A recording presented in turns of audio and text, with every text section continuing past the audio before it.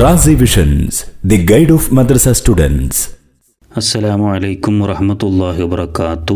മദ്രസ വാർഷിക പരീക്ഷ എഴുതുന്ന വിദ്യാർത്ഥികൾക്ക് വേണ്ടി അവരുടെ പരീക്ഷ എളുപ്പമാവാനും ചോദ്യങ്ങൾക്ക് കൃത്യമായ രീതിയിൽ ആൻസറുകൾ എങ്ങനെ എഴുതാം എന്നൊക്കെ അറിയുന്നതിന് വേണ്ടി മോഡൽ ചോദ്യപേപ്പറുകൾ നമ്മൾ വിശകലനം ചെയ്യാറുണ്ട്. അത്തരത്തിലുള്ള ഒരു വീഡിയോ ആണിത്. വീഡിയോയിലേക്ക് നിങ്ങളെ ഹൃദ്യമായി സ്വാഗതം ചെയ്യുകയാണ്. നിങ്ങളുടെ അകമൊഴിഞ്ഞ സപ്പോർട്ട് കൊണ്ട് തന്നെ നമ്മുടെ ചാനൽ 2 ലക്ഷം സബ്സ്ക്രൈബേഴ്സ് കടന്ന വിവരം സന്തോഷപൂർവ്വം അറിയിക്കുകയാണ്. നിങ്ങളുടെ പഠനങ്ങൾക്ക് വേണ്ടിയിട്ടൊക്കെ നമ്മുടെ ചാനൽ നിങ്ങൾക്ക് വലിയൊരു സഹായകമാവും. ചാനൽ ആദ്യമായിട്ട് കാണുന്നവരൊന്ന് സബ്സ്ക്രൈബ് ചെയ്യണേ. വീഡിയോ ഒക്കെ പരമാവധി പേരിലേക്ക് ഷെയർ ചെയ്യുക. നല്ല കമൻറ്റുകളൊക്കെ അറിയിക്കുക. ഈ വീഡിയോയിൽ 1-ാം ക്ലാസ്സിലെ ദീനിയാത്ത്, അഖ്ലാഖ്, ഇംല അഥവാ കേട്ടെഴുത്ത് പരീക്ഷകളുടെ ഒരു മോഡൽ ചോദ്യപേപ്പറാണ് നമ്മൾ നോക്കുന്നത്. ആദ്യം ദീനിയാത്ത്, അഖ്ലാഖ് അഥവാ ഉസ്താദ്മാർ ക്വസ്റ്റ്യൻസ് ചോദിക്കും. അതിൻ്റെ ആൻസർ പറഞ്ഞു കൊടുക്കുകയാണ് വേണ്ടത്. ഇവിടെ കുറച്ച് ചോദ്യങ്ങൾ കൊടുത്തിട്ടുണ്ട്. ആ ചോദ്യങ്ങളും അതിൻ്റെ ഉത്തരങ്ങളും നമുക്കൊന്ന് പരിചയപ്പെടാം.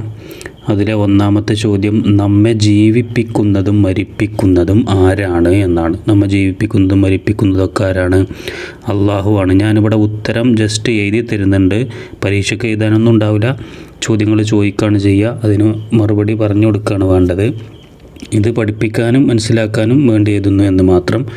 2-ാമത്തെ ചോദ്യം, നമുക്ക് രോഗം വന്നാൽ മരുന്ന് വാങ്ങിത്തരുന്നത് ആരാണ്?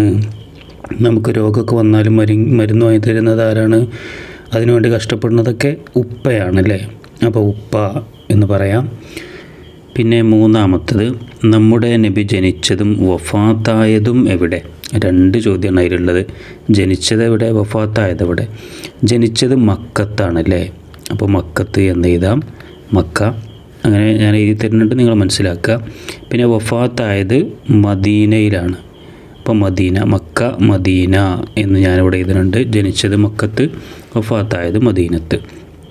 ഇനി 4-ാമത്തത്, നബിയുടെ പേര് കേൾക്കുമ്പോൾ എന്താണ് ചൊല്ലേണ്ടത്? നബിൻ്റെ പേര് മുഹമ്മദ് എന്ന് നമ്മൾ കേൾക്കുമ്പോൾ എന്താണ് ചൊല്ലേണ്ടത്?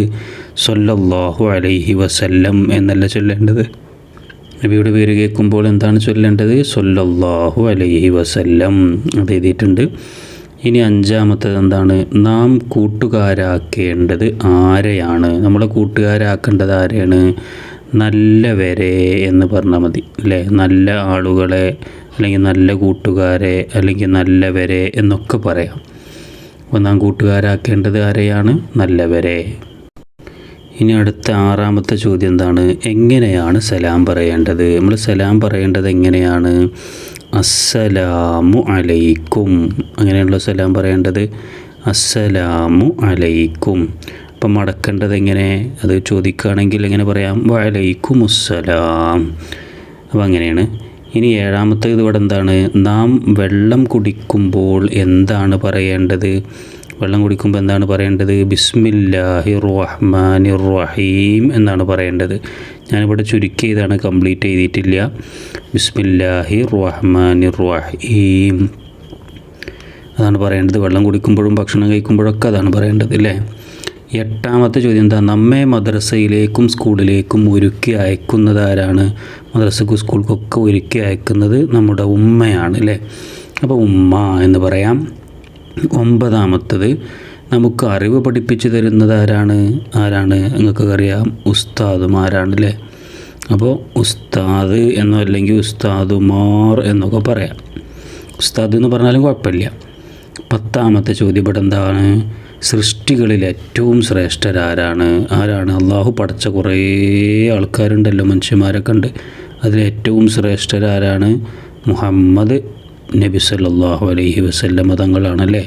അപ്പോൾ മുഹമ്മദ് നബി എന്ന് പറയാം. സൃഷ്ടികളിൽ ഏറ്റവും ശ്രേഷ്ഠരാരാണ്? മുഹമ്മദ് നബിയാണ്. ഇനി ഇംല കേട്ടെഴുത്ത് പരീക്ഷൻ്റെ കുറച്ച് വാക്കുകൾ നോക്കാം. ആദ്യം തഫീം തിലാവ. തഫീമിൻ്റെയും ദുറൂസിൻ്റെയും കേട്ടെഴുത്ത് രണ്ടും ഒരുമിച്ചിട്ടാണ് ഉണ്ടാവുക. പിന്നെ നമ്മൾ പുസ്തകത്തിൽ ഇഷ്ടം പോലെ 100 കണക്കിന് വാക്കുകളുണ്ട്. ഏതാണ് എവിടുന്നാണ് വരിക എന്നൊന്നും അറിയില്ല. ഇവിടെ ചില വാക്കുകൾ പരിചയപ്പെടുന്നു എന്ന് മാത്രം. ഫസ്റ്റ് ഒരു വാക്ക് തൈസുൻ. അപ്പോൾ ഇവിടെ ഈ കേട്ടെഴുത്തൊക്കെ നടത്തുന്ന സമയത്ത് നമ്മൾ ആദ്യം ചെയ്യേണ്ട കാര്യം ഉസ്താദന്മാർ പറയുന്നത് നല്ല പോലെ ശ്രദ്ധിക്കുക എന്നുള്ളതാണ്. എന്താണ് പറയുന്നത്? നമ്മൾ ശ്രദ്ധ ഇല്ലെങ്കിൽ എന്താ കേൾക്കുന്നതൊക്കെ എഴുതി വെക്കും. അപ്പോൾ നേരെ കേട്ട് ഓരോ അക്ഷരങ്ങളും കൃത്യമായി എഴുതി വെക്കുക. ഇവിടെ ആദ്യമായിട്ട് വന്നത് തൈസുൻ എന്നാണ്. തൈസുൻ, തൈസുൻ, മനസ്സിലായല്ലോ. അപ്പോൾ അങ്ങനെയൊക്കെ പറയുകയാണെങ്കിൽ അത് കേട്ടിട്ട് കൃത്യമായി എഴുതി വെക്കുക. പിന്നെ അടുത്തൊരു വാക്ക് ഖൽഖൻ എന്നാണ്. ഖൽഖൻ, ഇവിടെ രണ്ട് അക്ഷരങ്ങൾ കൃത്യമായി ശ്രദ്ധിക്കാണ്ട്. ഒന്നാമത്തത് ഈ ഖ എന്നാണ്. ഖ, ഇത് പുള്ളിയുള്ള ഖ ആണ്. അത് ചിലപ്പം പല ആളുകളും പല കുട്ടികളൊക്കെ ഹാ എന്ന് എഴുതിയേക്കാറുണ്ട്. അപ്പോഴൊക്കെ അർത്ഥമൊക്കെ മാറും. അപ്പോൾ അത് ചിലപ്പം മാർക്കൊക്കെ നഷ്ടപ്പെടാൻ ചാൻസ് ഉണ്ട്. അല്ലെങ്കിൽ ആ എന്നൊക്കെ എഴുതിയേക്കണതാണ്. അപ്പോൾ അത് ശ്രദ്ധിക്കണം, ഖ എന്നുള്ളത്. പിന്നെ അതുപോലെ തന്നെ ശ്രദ്ധിക്കേണ്ട മറ്റൊരു അക്ഷരമാണ് ലാസ്റ്റ് ഖ എന്നുള്ളത് ചിലപ്പം ഖ എന്നൊക്കെ എഴുതിക്കലുണ്ട്.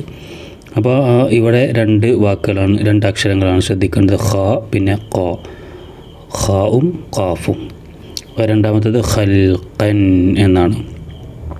ഇനി അടുത്തത് മൂന്നാമത്തത് നബിയുൻ അല്ലേ. നബിയുൻ പ്രത്യേകിച്ച് നമുക്ക് എഴുതാൻ അറിയുന്നൊരു വാക്കാണ് നബിയുൻ. ഇതിന് ശ്രദ്ധുണ്ടോ ഇല്ല എന്നുള്ളതെന്ന് ഉറപ്പ് വരുത്തണം. പിന്നെ അടുത്ത ഒന്നാണ് സക്കാത്തുൻ അല്ലേ. സക്കാത്തുൻ, ഇവിടെ ശ്രദ്ധിക്കേണ്ടത് സക്കാത്തുൻ എന്ന് എഴുതുമ്പോൾ ഒരു വാവ് ഇട്ടിട്ട് വേണം എഴുതാൻ. ഇവിടെ ഉണ്ടല്ലേ വാവ്, അല്ലാതെ സക്കാത്തുൻ എന്ന് ഇങ്ങനെ എഴുതരുത്. നമ്മൾ പഠിച്ചിട്ടുണ്ടല്ലോ എങ്ങനെയാണ് എഴുതേണ്ടത് എന്നുള്ളത്. അപ്പോൾ സക്കാത്തുൻ. പിന്നെ മറ്റൊരു വേർഡ് അതിൻ്റെ കൂടെ തന്നെ മലായിക്കത്തുൻ. ഇത് ശ്രദ്ധിക്കേണ്ട ഒരു വാക്കാണ് മലായിക്കത്തുൻ. മലാ എന്ന് നീട്ടുന്നത് യാ ഇട്ടിട്ടാണ്. പിന്നെ യാൻ്റെ മുകളിൽ എന്തുണ്ട്, ഹംസ ഉണ്ട്. അപ്പോൾ മലായിക്കത്തുൻ. പിന്നെ അടുത്ത എന്താണ്, ലുബ് എന്നാണ് അടുത്തൊരു വാക്ക്, ലുബ്. പിന്നെ ഇത് അലിഫ് ലാം റാ അല്ലേ.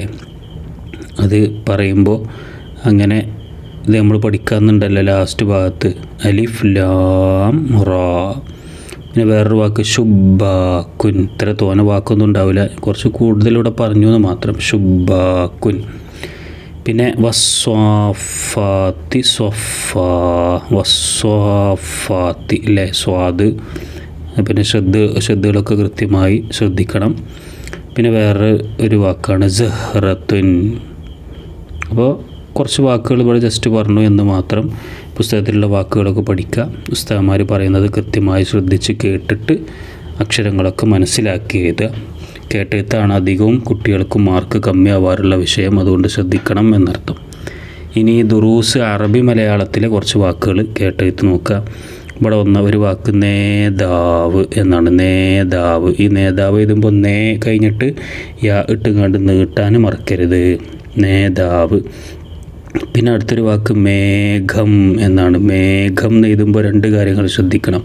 ഒന്ന് മേ എന്നുള്ളത് നീട്ടാൻ യാ ഇടണം. മറ്റൊന്ന് ഈ ഘ അല്ലേ, ഘ എന്നിട്ടിട്ട് പിന്നെ ഒരു ഹാവും കൂടി ഇടണം. അപ്പോഴാണ് ഘ, മേഘത്തിലെ ഘ ആവുള്ളൂ. മേഘം. മനസ്സിലായിട്ടുണ്ടാവും. അപ്പോൾ അടുത്ത വാക്ക് മേഘം എന്നാണ്. ഇനി അടുത്തത് എന്താണ്, കോലം. ഇനി അടുത്തൊരു വാക്ക് കോലം. കോലം എന്ന് എഴുതുമ്പോഴും ശ്രദ്ധിക്കേണ്ടത് മനസ്സിലായില്ലേ, കോട്ടിട്ട് വാവിടണം എന്നർത്ഥം. പിന്നെ അങ്ങാടി. അങ്ങാടിയിൽ ശ്രദ്ധിക്കേണ്ട വാക്ക് അക്ഷരമാണ് ശബ്ദം ഉണ്ടാവും. മാങ്ങ ഒക്കെ നമ്മൾ പഠിച്ചല്ലോ, അങ്ങാടി. പിന്നെ മറ്റൊരു വാക്ക് തണുപ്പ് അല്ലേ. തണുപ്പിൽ ശ്രദ്ധിക്കേണ്ട രണ്ട് അക്ഷരങ്ങൾ നു എന്നുള്ളതാണ്. അടിയിലും മുകളിലും പുള്ളി വേണം. പിന്നെ പ്പ് അല്ലേ, താഴെ 3 പുള്ളി വേണം. തണുപ്പ് ശബ്ദം വേണം, എങ്കിലേ പ അല്ലെങ്കിൽ പ്പ് എന്നുള്ള അക്ഷരം കിട്ടുള്ളൂ. തണുപ്പ്. അടുത്തത് ഡോക്ടർ.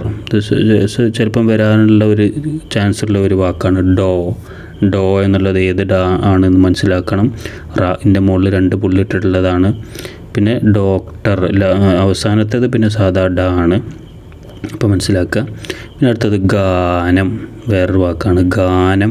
ഗാനത്തിലെ ഗാ ശ്രദ്ധിക്കുക, നീട്ടാനുണ്ട്. പിന്നെ ഗ എന്നുള്ളത് എങ്ങനെയാണെന്ന് ശ്രദ്ധിക്കുക, ഗാനം. മറ്റൊന്ന് ഇവിടെ കൊടുത്തിട്ടുള്ളത് പൊങ്ങച്ചം പാടില്ല എന്നാണ്. പൊങ്ങച്ചം പാടില്ല. അതിൽ ച അതൊക്കെ ശ്രദ്ധിക്കുക. പൊങ്ങച്ചം പാടില്ല. മറ്റൊന്ന് കേഴുക. കേഴുക എന്നുള്ളത് കേ എന്ന് നീട്ടാനുള്ള യാ ശ്രദ്ധിക്കണം. പിന്നെ ഴ എന്നുള്ളതൊക്കെ ഉണ്ടല്ലോ, റാൻ്റെ മുകളിൽ 3 പുള്ളിട്ടിട്ടുള്ളതാണ് കേഴുക. അപ്പോൾ അത് നോക്കുക. പിന്നെ മറ്റൊന്ന് ഭക്ഷണം പാഴാക്കരുത് എന്നാണ്. ഭക്ഷണം പാഴാക്കരുത്. അതിൽ ഭ ശ്രദ്ധിക്കണം. ഫസ്റ്റത്തെ ഭ കഴിഞ്ഞിട്ട് ഹ ഇടണം.